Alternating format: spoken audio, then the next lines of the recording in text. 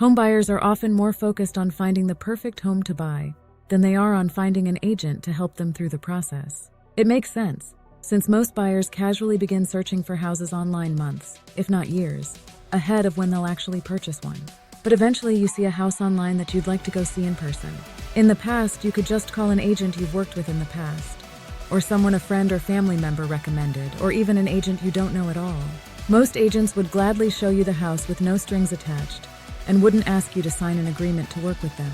However, starting on August 17, 2024, you'll be required to sign a written agreement with an agent before they're allowed to show you even a single home.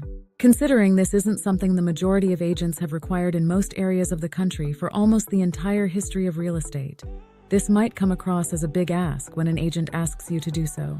So it's certainly understandable if some buyers are concerned or hesitant about signing on the dotted line with an agent just to see inside a house.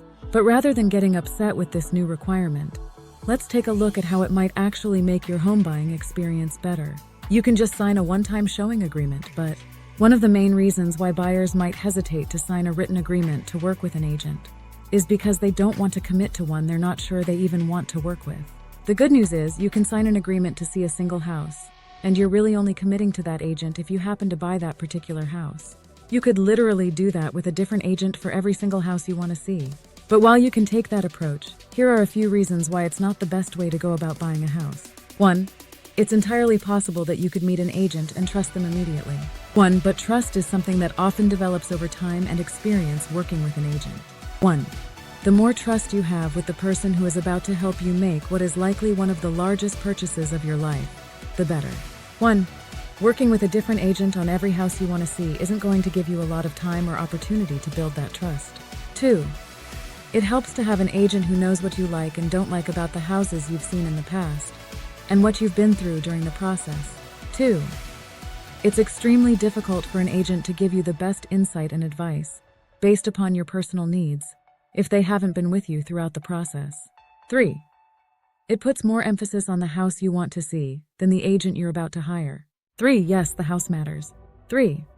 But if you're more focused on whether or not you like a house, it makes it difficult to truly assess whether an agent is the best one to hire. You're better off choosing one agent to work with ahead of time. It's always been a good idea to put as much emphasis on the agent you're working with as finding the perfect home to buy. But now that you're required to sign an agreement with one to even see a single house, you might want to put more time and thought into who you want helping you navigate the process, representing your best interests, and negotiating the best price and terms for you. Here are a few tips for finding and hiring the best buyer's agent. 1. Contact an agent as early on in the process as possible. 1. As soon as you find yourself browsing listings online, start thinking about the agent you'll want to work with as well. 2. If there's an agent you know and trust, reach out to them no matter how early on in the process you are. 2. Don't think you're bothering them or that they're too busy. 2. They'll be glad to help you way before you're actually ready to buy. 2. They'll also be glad to answer any questions you have about the new agreements. 3. If you don't know an agent, ask friends and family for their recommendations and contact as many as you need to until you find one that you want to hire. 4. As soon as you decide on the agent you want representing you, ask them for a copy of their agreement, review it, and ask them any questions you have about it, and sign it once you understand and agree to the terms.